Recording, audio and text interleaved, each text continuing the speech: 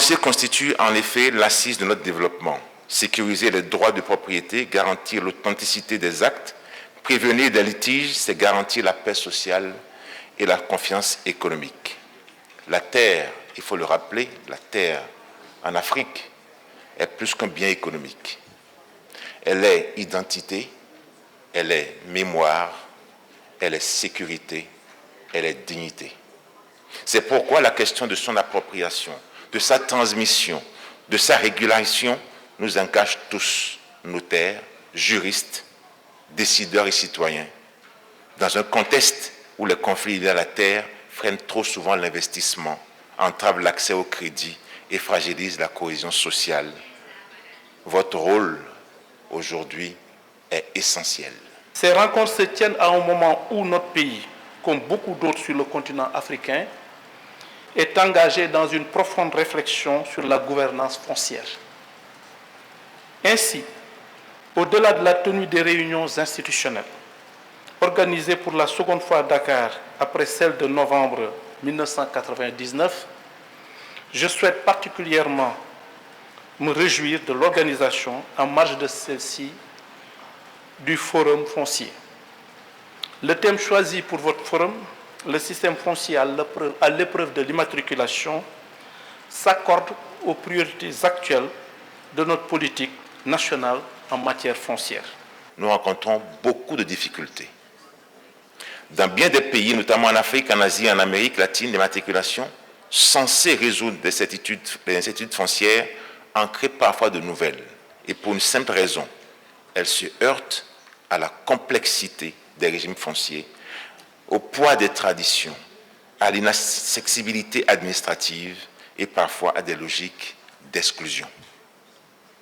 Il y a le conflit entre les droits coutumiers et les droits modernes.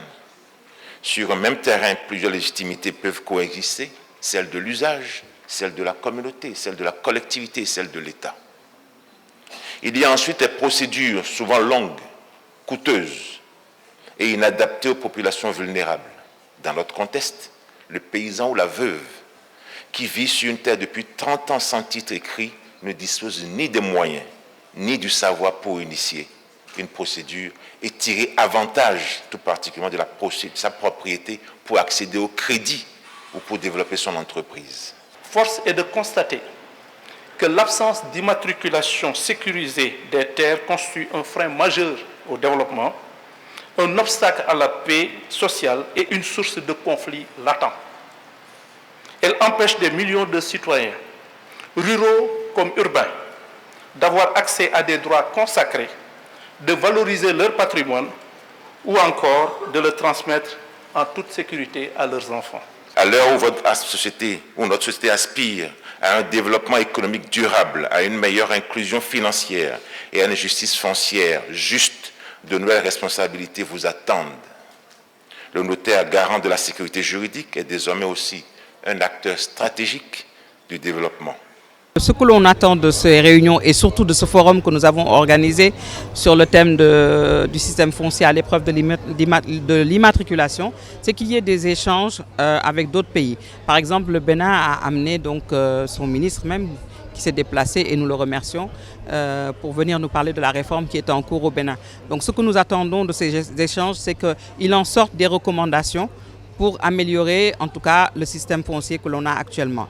Vous n'êtes pas sans savoir que beaucoup de terres ne sont pas immatriculées. Donc nous aimerions arriver à une plus grande immatriculation afin que le territoire soit bien pris en compte, bien pris en charge. Et c'est l'occasion de remercier son Excellence Monsieur le Président de la République, Bassirou Diomaye Faye, qui nous a reçus et entendus sur ce point et qui est très à l'écoute et très au fait effectivement des problèmes sur le foncier. Également Monsieur Balla Moussa Fofana, ministre de l'Urbanisme, qui est très au fait et on a eu vraiment des discussions très encourageantes par rapport à ce que l'on attend de cette réunion-là. Donc avec la Caisse des dépôts et consignations également, M. Fadilou Keïta, qui vraiment nous accompagne. Nous espérons que nous trouverons des solutions qui seront au profit de la population et de nous-mêmes.